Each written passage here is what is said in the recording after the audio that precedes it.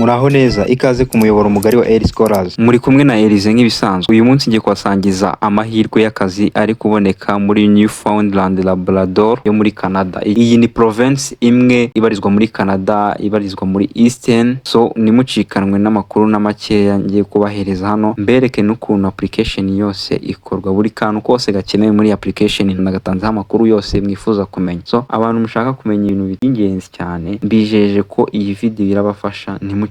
Yes, ikaze kuri NEWFOUNDLAND and LABRADOR yo muri Canada. Hanyuma iyi province ikaba iri gutanga job opportunities zitandukanye. Ntimucikwe na step n'imwe hano muri iyi video kugira ngo mube mwabona amahirwe atandukanye. Turebeye hamwe hano kuri NEWFOUNDLAND and LABRADOR ifite job opportunities zitandukanye, tugiye kurebera hamwe n'uburyo wakora application iyo byose muragenda mubimenya, nta kintu na kimwe mucikanwe cy'ingenzi. Rere mu gice cya Eastern most province ni Canada muri Atlantic Ocean. Hano tugiye kurebera hamwe ibibazo byagiye byibazwa n'abantu benshi, nawe ushobora gusanga wakwibaza kuri application yo muri Canada. So nimucikanwe, ngiye kubibasobanurira mbasangize muri make uko bimeze, hanyuma mbereke na jobs ziri available, then mbereke no ku application wayikorera, ndabaguidinga neza ku buryo iyi application mwayikorera. Nkuko mubizi iyo uri gukora application uri kugerageza amahirwe yawe, ushobora gukora application bigakunda cyangwa gukora application ntube selected. So muzajya mukomeza mugerageza opportunities nyinshi zigiye zitandukanye kugira ngo mwe mwabona chances zo kuba selected. Ese hano ubundi ni gute iyi application ikorwa yo muri NEWFOUNDLAND and LABRADOR? Nkuko nagiye mbibabwira, hari steps zigeze muri 3. Ya mbere ni ukuba waregisteringa, ugatanga information zawe ziri update. Amara gukora registration, ugasharinga resume. Ibi byose ngiye kubibereka mukurikire video. Step ya kabiri, amara gusharinga resume yawe, utegereza aba employers bagiye bakora selection bitewe na positions bagiye bashyira ku isoko n'abakozi bakeneye, hanyuma bakagenda bakora selection. Iyo bari selected barakunotifyinga, then bakakumenyesha igihe wakorera interview, hanyuma ukaba waba washyirwa mu kazi. Hari n'umuntu ushaka kwibaza ikibazo ngo ese mbaye ntabonye akazi kari guhura na skills na experience mfite byagenda bite? Ni ukuvuga ngo iyo wowe wakoze registration ukauploadinga mu resume yawe, bifata igihe kingana n'umwaka. Abantu baba employers bari gushaka abakozi, hashobora kuza employer mushyashya ari gushaka umuntu wize nk'ibyo wize mu gihe ubu warubonye nta birimo, ariko akaza kubona ko harimo abantu ba uploading CV zabo cyangwa se resume ziri kuri standard, bafite experience na skills zisabwa, koko akaba yabahayaringa. So abantu muri bubone mutari kubona positions cyangwa se qualifications zihuye n'ibyo mwize, muri gukora application ngo mugerageze chance yanyu mureko byakunda, kubera ko nkuko mbibasobanuriye bitakinga time ya 1 year. Aba employers batandukanye kuko bakora check up bitewe n'aba employee bari gushaka cyangwa se abakozi bashaka uko bangana na skills bafite cyangwa se job experience. Yes, nkuko narimaze kubamara impungenge ku bantu bibazaga ati ese ndamutse nsanze jobs ziri available nge ntari kubonekamo byagenda bite? Nizere ko mumaze gusubizwa, kandi mbibutsa ko abantu muri bugira ikibazo cyacyo cyose mukumva nimusobanukiwe hano mu byo nabagejejeho, murajya muri comment munyandikira ikibazo, ndagenda mbasubiza buri muntu wese wagiye ambaza. Yes, hano nkuko nabibabwiye ko tugiye gukora application yacu binyuze muri steps zigeze kuri 3 nkuko muri kubibona hano kuri screen yacu.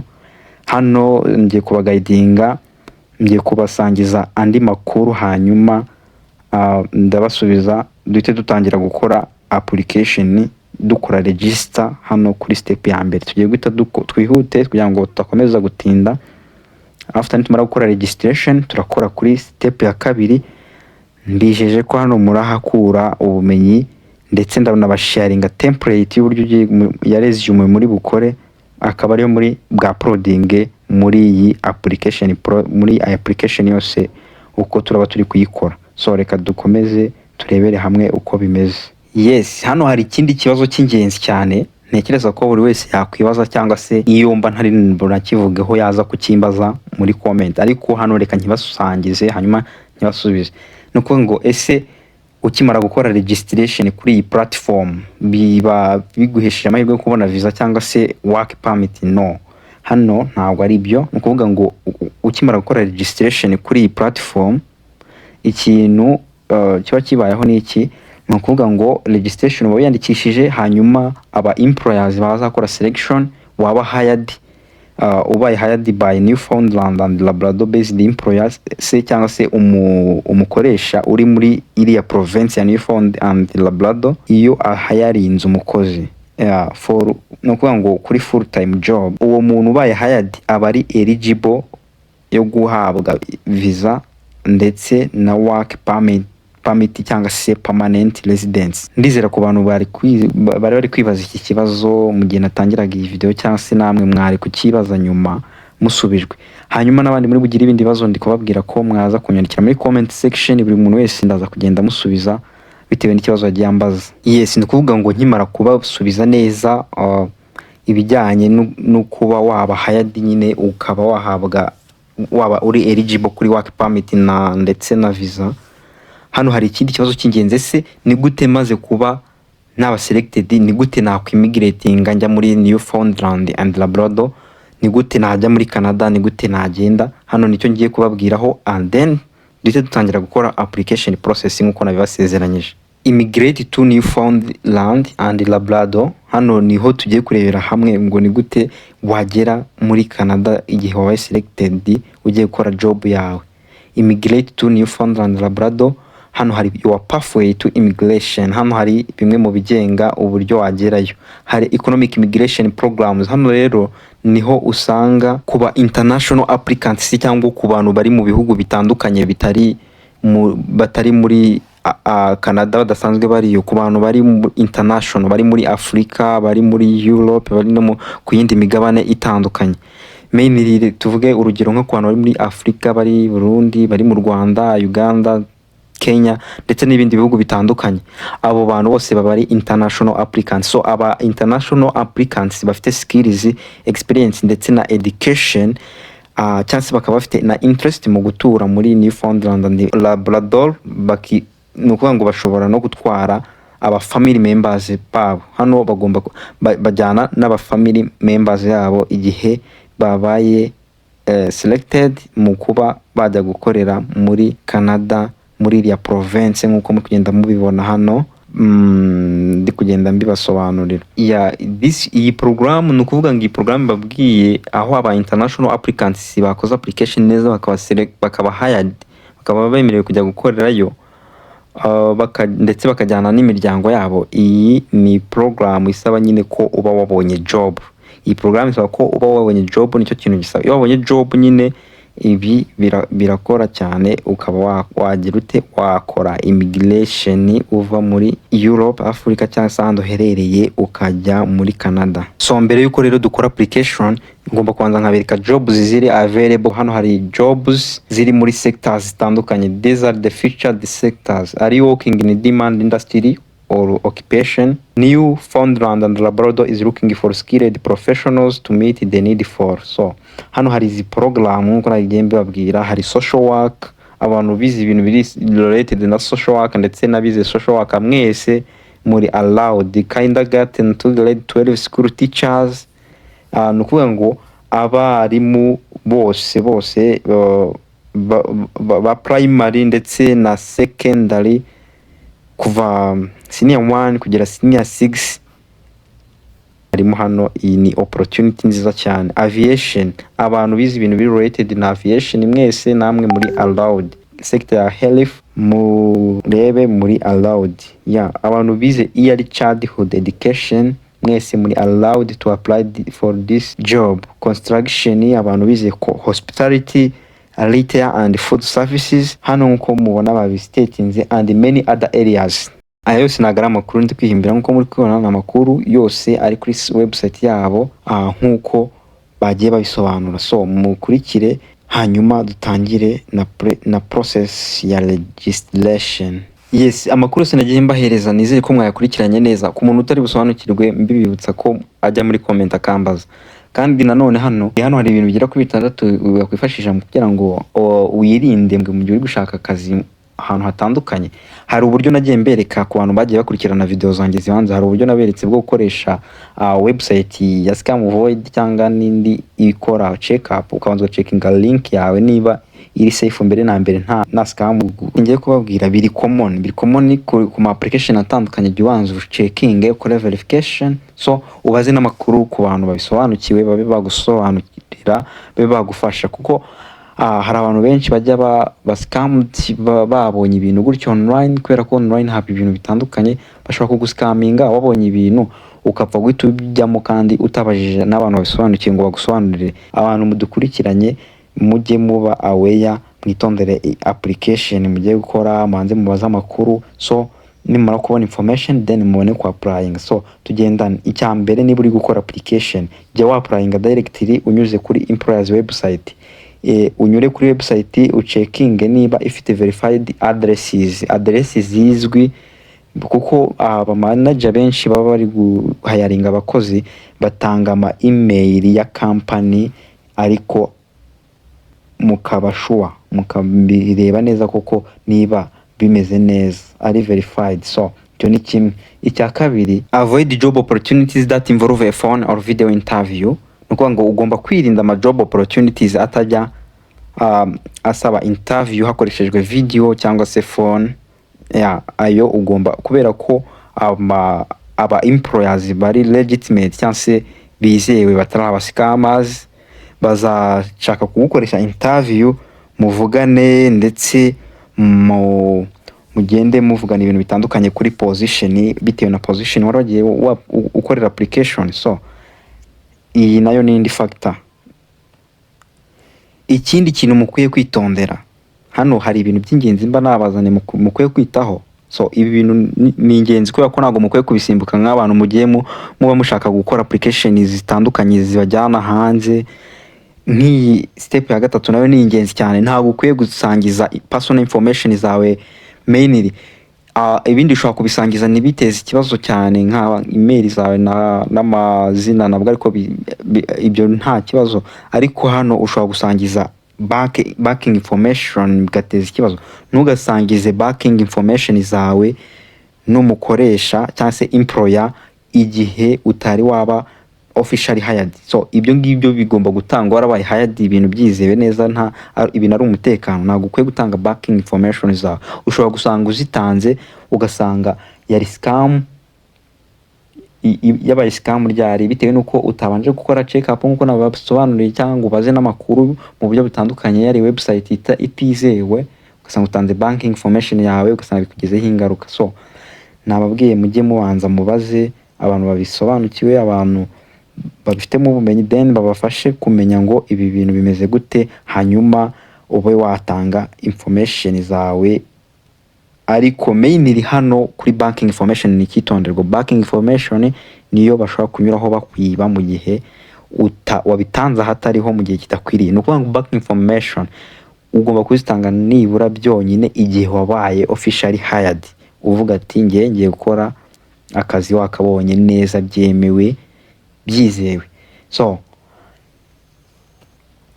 kubera ko abakozi bari seri, abakoresha bari seri cyangwa se aba employers ntago bazigera basaba izi information za banking mu gihe utarajya kuri list yabo y'abantu y'abakozi y'umukozi we nkuko agomba kukwishyura mu gihe wabaye umukozi we. So abakoresha beza bakwaka information mu gihe wageze mu kazi ugiye gukora biri official. Ikindi kintu ugiye ugomba kwitaho hano, nkuko nababwiye ko ndabasangiza CV imeze neza, ikoze neza. CV ura nacyo ni ikintu kitonderwa. Ugomba gutanga CV iriho personal information zawe ariko utincludinzemo unnecessary details.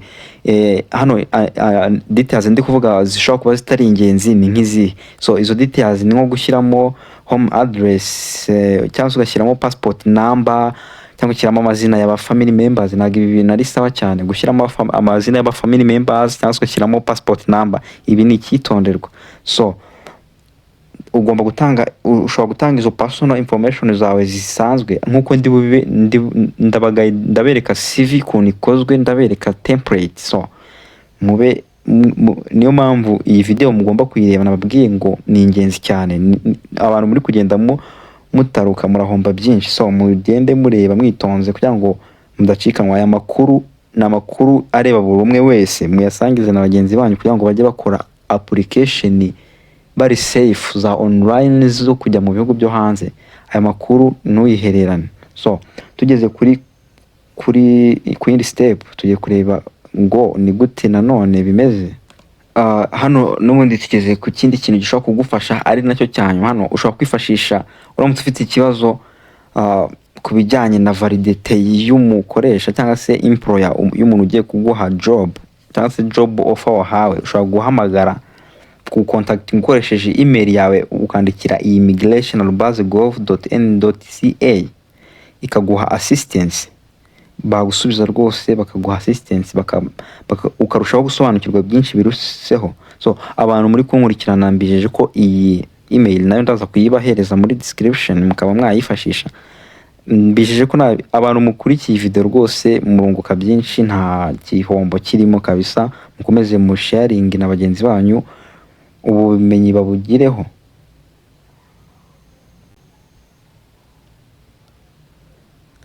Ikindi mu gihe turi nkuko nabasobanuriye kuri iyi website yacu ndetse ni job offer nababwiye n'izi job offer zitandukanye hano kugira ngo mwe mwasaba as an international applicants. Hano hari amabwiriza agenga uburyo mukwiye kwitwara. Do not submit payment to anyone for when applying for or accepting job offer. Hano na ahantu ukwiye kwishyura na hamwe igihe uri gukora application cyangwa se ugiye kwa accepting a job offer. Bantu baguhaye job offer ngo ukore accept. Nta cost yo gusubmitting application n'imwe icibwa. So keretse ku bantu muzabona yenda badasobanukiwe, hari abantu baba batari bushobore bafite n'akazi kenshi gatandukanye, yenda batari kubona umwanya wo kwikorera application, akabwira nk'umuntu ati nkorera iyi application ndaguha agashimwe. So ibyo byo ntago biri included muri ubu buryo. So kujya kuri agents cyangwa se abantu batizeye batabifitiye uburenganzira, ibyo ni ibintu bishobora kube ikibazo cyangwa imbogamizi.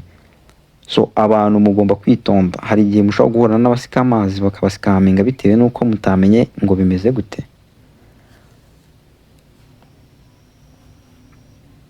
Kandi k'ingenzi nuko ugomba kuba ufite degree nyine kugira ngo ukore job yaho.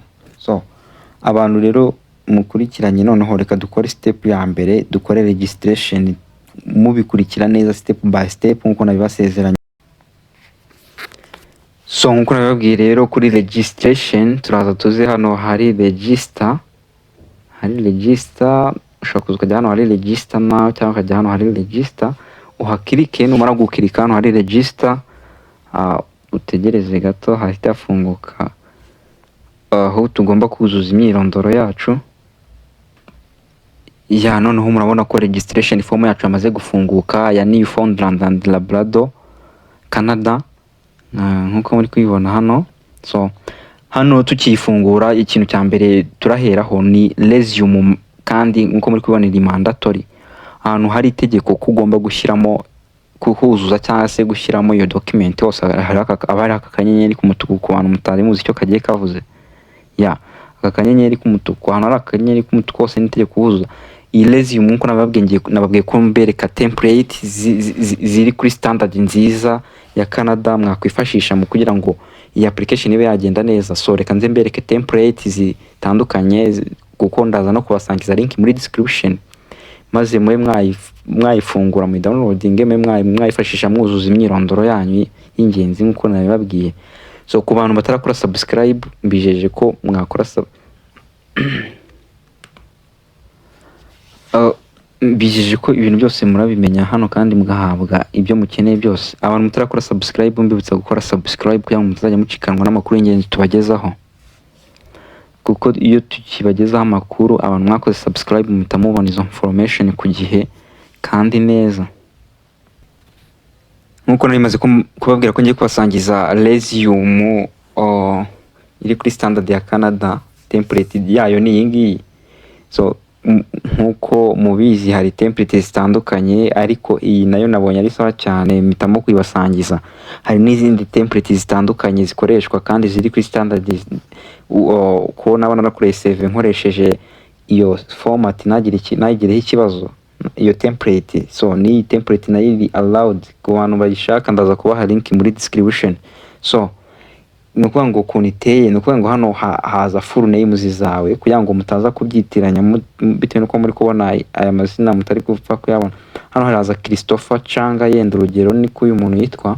Hano haje email yawe, hano haje phone number yawe, hano muri kubona imibare kugira ngo bitaza kubayobera ngo se hano ngo haragiki ngo hano bimeze gute. Hano hanyuma uze kuri education background yawe, university wizemo cyangwa se niba secondary school ubishyireho hano, ushyireho ikigo wizeho secondaire.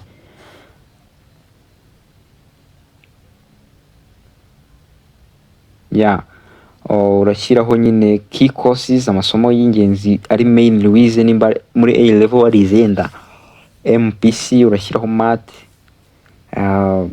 ayo masomo ko ari atatu yandike hano. Cyangwa se bachelor warize bachelor urashyiraho bachelor wize bitewe n'iki. Ushyireho ama skills hano, mara gushyiraho skills uraza ukore professional experience, ibijyanye na experience yose ufite uraza kubishyira hano n'igihe wagiye ukora, uko bikurikirana nko muri kugenda mubibona. So impamvu ndi kubinyuramo ni butano kugira ngo nabatinza, kugira ngo application process yose ikorwe neza.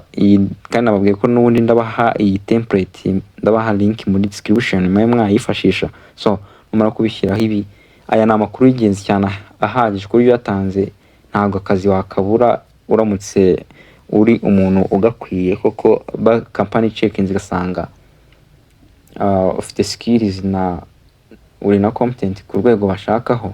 Nkuko nabibabwiye sasa rero, hano ugomba uploadingamo resume yawe nyuma yo kuyikora ukoresheje template maze kubereka. Uraza choosing file, numara gukora kuri choose file, then ushiremo location yawe. Urugero nkuko mwabonye kuri CV yacu hariho cyangwa se resume hariho changi resume to upload, cyangwa nawe bitewe n'izina ryawe hanyuma uyuploadingemo file yawe bitewe nuko wayise. Numara kuyuploadingamo uraza hano ujye wandikemo first name. So nkuko tumaze kubibona rero, turi gukora ndi gukora ngendeye kuri resume n'ubundi nkuko nayibahaye. Hari Chang as first name, hakaba Christopher as last name, Christopher. So ubwo nawe urabikora bitewe nuko byagenda. Hano naho email uraza itaringemo email. Yes, itaringamo email yawe nkuko imeze kandi uyandike neza. Hanyuma ujye kuri citizenship, choosing country ya citizenship yawe. Ku muntu uri mu Rwanda arachuzinga Rwanda, n'umuntu uri mu Burundi nawe arachuzinga Burundi bitewe n'ahantu herereye, cyangwa Tanzania TZ. Abantu mu bice mutandukanye byose bimerereye murimo muragenda muchuzinga ibihugu byanyu. Gikachuzinga Rwanda, hano Rwanda abari ahandi namwe ahandi muhachuzinge. Iyo ni country citizenship, aho igihugu urimo ubu. Niba utuye yenda nko muri tuvuge ushaka kuba wari ufite citizenship ya Rwanda ariko ukaba utuye Uganda, ushaka kuza ugahitamo Uganda. Do you have a family in Canada? Ufite family in Canada urashyiraho yes, mu gihe ntayo urashyiraho no. Education level yawe urachuzinga hano bitewe na level ya education. Ushobora kuvuga ko nta secondary wigeze wiga bitewe bitewe n'izo options zirimo. Hari no secondary, ubwo na secondary wigeze wiga. Secondary warize secondary ukayisoza. Bachelor nabwo warasoje bachelor. Hano hari icyiciro cyitwa non university certificate and diploma. Ushobora kuba udafite university certificate cyangwa diploma. Warize trade cyangwa se apprenticeship, nayo hano wabichuzinga. Ku bantu bafite masters namwe murabishyiraho. Abafite doctorate nabo bachuzinge option bitewe na level ya education yawe urimo.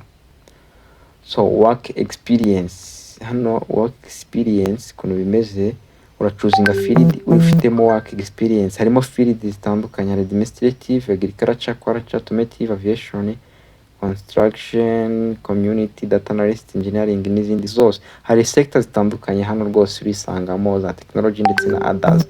Iyo usanze nta biri kubonaho hano ujya kuri other hanyuma ukavuga iyo ari ukayispecifying. So ushobora kuyikusanya ntayo ukayispecifying hano ukabyandikamo. Tuvuge yenda urugero wasanze ya health, ariko health irimo nuko ndi kubabwira ukuntu tubigenza. So health ya already ngiyi irimo tuyikirikaho ikajyamo. So tuvuge twebwe turi muri education, so tukaza muri education ukajya muri education ukayichuzinga. Ubwo ufite work experience muri education na engineering ukabishyiraho bitewe n'ahantu hangahe ufite experience urabishyiraho. So numara kubishyiraho ushyiraho subfield nimba education wigishije he primary, secondary cyangwa se post secondary school, urabishyiraho urachuzinga kimwe muri ibi bitewe naho wigishije. Engineering field uraza guchuzinga hano hari engineering zitandukanye. Iyo utari busange kuri list bivuze ngo urabigenza gute, urajya kuri other hanyuma uyitypingemo. Hano hari za aerospace engineering, abize biomedical, civil, mechanical, electrical, petroleum n'izindi zitandukanye. So tuvuge ko utayisanze ushaka kuza ukajyaho hano ukakika kuri ugakanda other, then amara gushyiraho other ugahita uyityping ariyo hano. Yenda tuvuge ubonye kuri list hatariho transportation cyangwa se petroleum engineering, ukaza ukayitypingamo hano ugahita wishyiramo. Iyo umaze kuyitypingamo, so twebwe ariko reka duchuzinge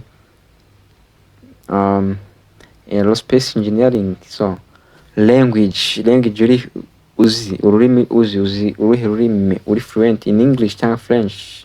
Niba uzi English na French urashyiraho yes.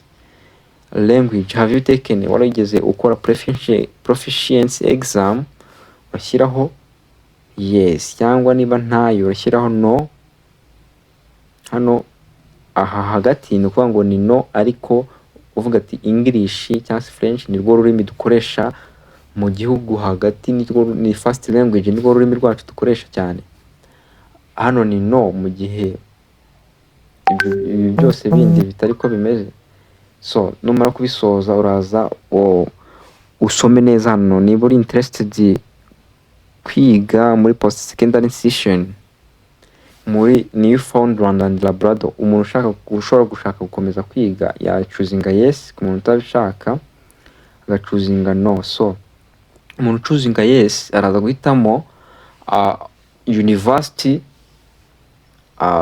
ashobora kwiga. Ashobora kuchuzinga university undergraduate degree cyangwa se university postgraduate degree bitewe. Ashobora gushaka gukomeza bachelor cyangwa gukomeza masters bitewe n'icyiciro kisumbuyeho, bitewe na level of education ye yagarukiyeho, college diploma, bitewe biraterwa. Uvuge na area of interest uyitypingemo hano naho washyiramo na date y'igihe ushaka kuzatangirira.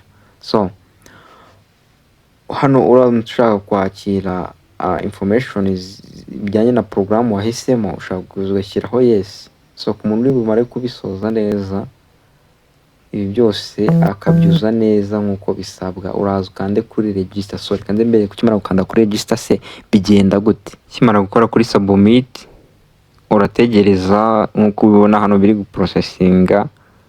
So urakora register, kimara gusubmitinga tegereze gato yes. So nkuko muri kubibona murabona ko application yacu irangiye nkuko muri kubona kuri screen yacu. So thank you for your registration. Niko application yacu ikorwa step by step.